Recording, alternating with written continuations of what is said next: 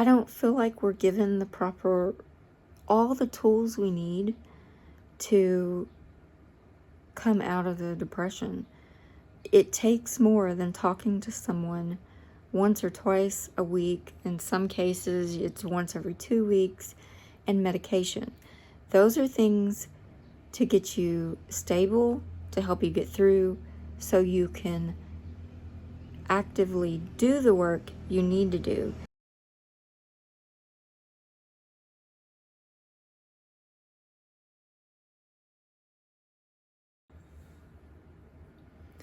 Hey, how are you doing?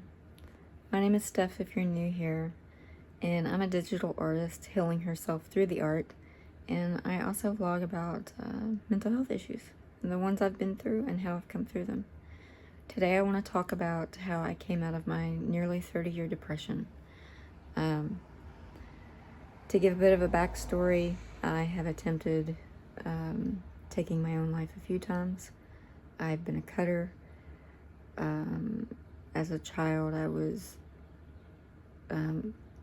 molested by 4 different people from the ages 3 to 6. I was raped when I was 14, right after my dad died while being in a mental hospital. I've been experiencing death since I was 4. Lots of grandparents died, great-grandparents, pets, and the one that changed my life forever was my dad. It was very sudden. He had a heart attack. I ended up being diagnosed with borderline personality disorder at the time. They didn't know a lot about it. I was told I was a very mild case of it.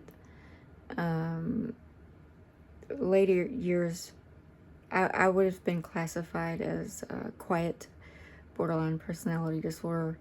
I turned everything in on myself. I did have occasional outbursts where I just lost my shit, and whoever was in my path experienced it.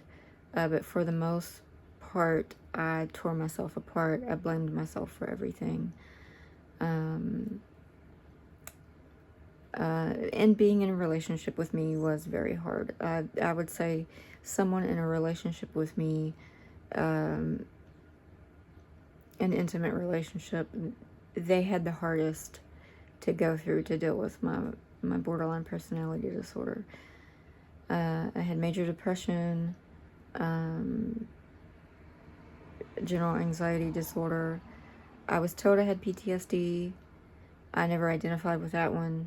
I tend to forget about it when I'm mentioning them because I just disregarded it when I was told that. It wasn't until later years I truly understood that. But after I was able to break free of a very toxic, abusive marriage, I thought things would change because I had already been healing a lot of stuff through my art and working on coming out of the symptoms of borderline personality disorder. The doctors feel I no longer need to be treated for that. I no longer have the symptoms. But that took a mindset change. Instead of identifying with that, I decided to say I was breaking free of the symptoms of it. I told myself that every day for years until I started seeing that I actually was. I was accountable for my actions, and recognizing my thoughts in regards to others. If they did something that hurt my feelings, instead of making them the most evil person on the planet, or they hate my guts and so I hate them back, silly stuff like that, I was able to tell myself that thinking wasn't rational. They're humans too, and they have bad days or bad moods, or they have their own life going on, and I just need to step back. But when it came to my depression, I wasn't dealing well with it. I was still trapped in that depression. I came to a point that I was functioning but I still hated my life. I still woke up with negative thoughts every day. I didn't want to function, but I was just going through the motions. And taking my own life was always on the table. It was a thought every day from the time I was 11 to 40. And when I finally broke free of that marriage, which to me was a dream come true, and a couple months later, I'm still depressed, I'm still exactly the same, it made me recognize this was me. I mean, this was horseshit. I should be happy, and everything is still the same. So I had done counseling for years. I had been on medication for years, only to keep me slightly stable. I guess that's where it got me, was being somewhat stable. I decided there had to be something I could do besides medication and talking to somebody once a week, to get me out of this. So I looked up self-mastery, because I decided this was a habit. Being depressed since you're 11 years old, and these are your thoughts for 30 years, I mean, it does become habitual. So many things we do are habitual, and that includes the way we think. I looked up self-mastery, changing your mindset, and I mean, I was all for this. This is me. I've got to be accountable for the way I'm thinking. Because before, I always thought, well, I'm depressed, so my depression makes me think this way. I come to realize, and after years of practice, and I haven't been depressed for 3 years now,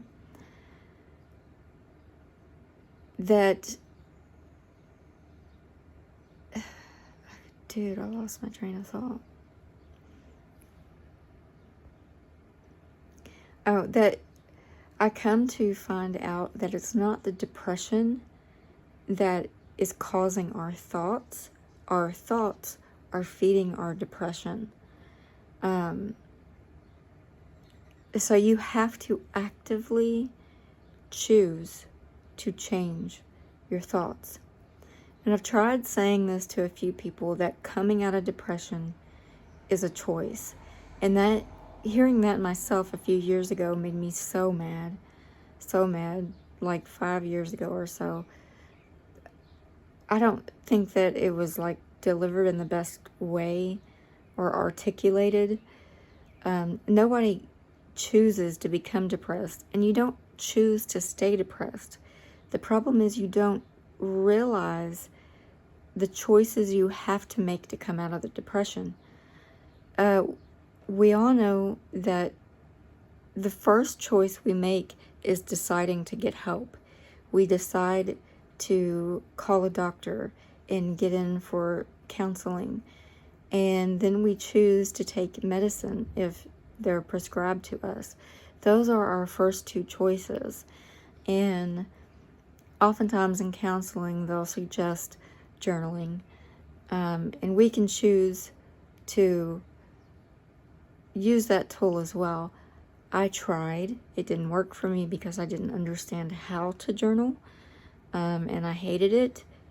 But when I went on this self-mastery and changing your mindset journey, now I love journaling.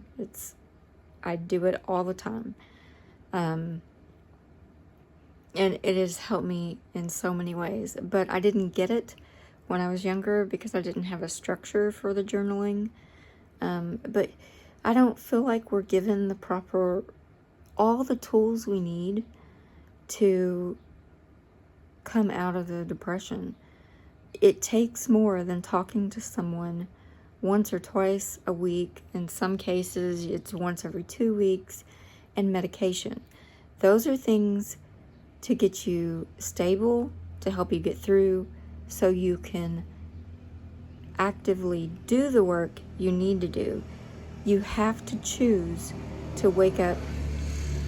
You have to choose to wake up every day and change your thoughts.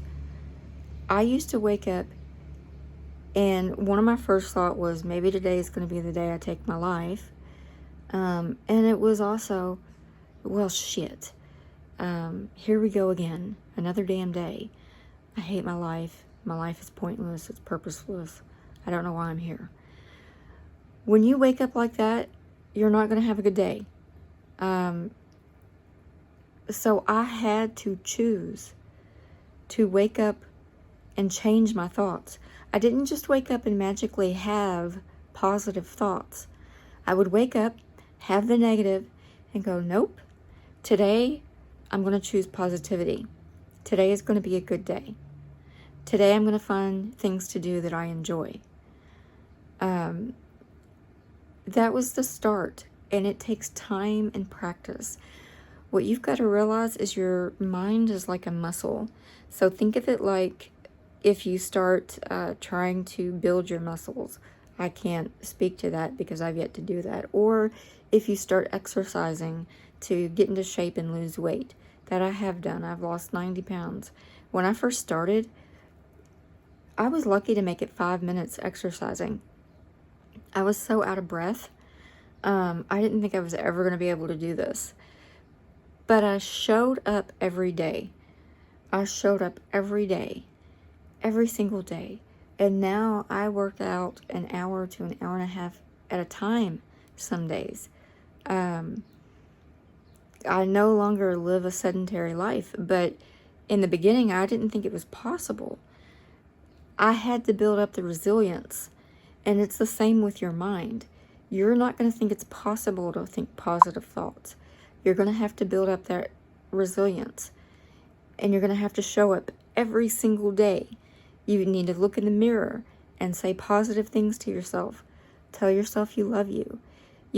When you've been depressed from being a child, you know no other way. You don't know what it's like to be emotionally regulated and to have healthy, happy thoughts. So you have to reparent yourself. You have to parent yourself into doing this.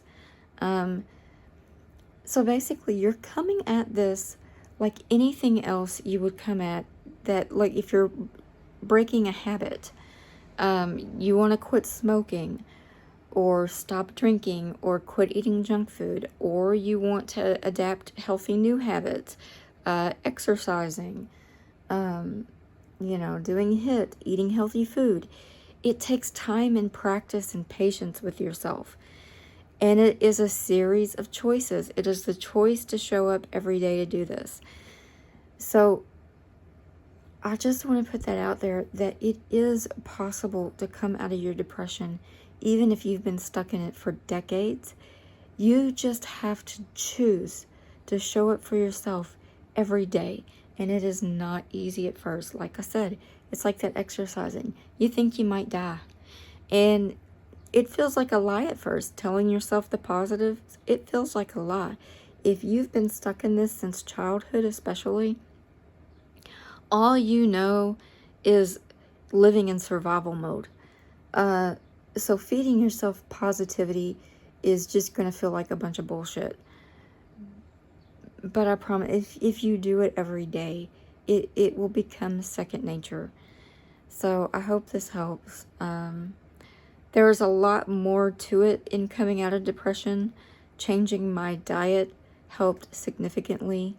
I don't think most people don't realize how important your diet is. I also implemented fasting. I think is another thing that helped. Meditation is a huge thing that helped. Art, journaling, all these things helped, and I plan on doing future videos discussing these more in depth. Hey there, thanks for watching the video. I hope you've enjoyed it. If you've made it this far, I want to remind you that down below in the description, there's a link to get a free digital download of my mindset journal. It's everything I did to help me come out of my negative thought patterns and get out of my depression. I hope it helps you as much as it helped me. I hope you have a great day, and I'll see you in the next video.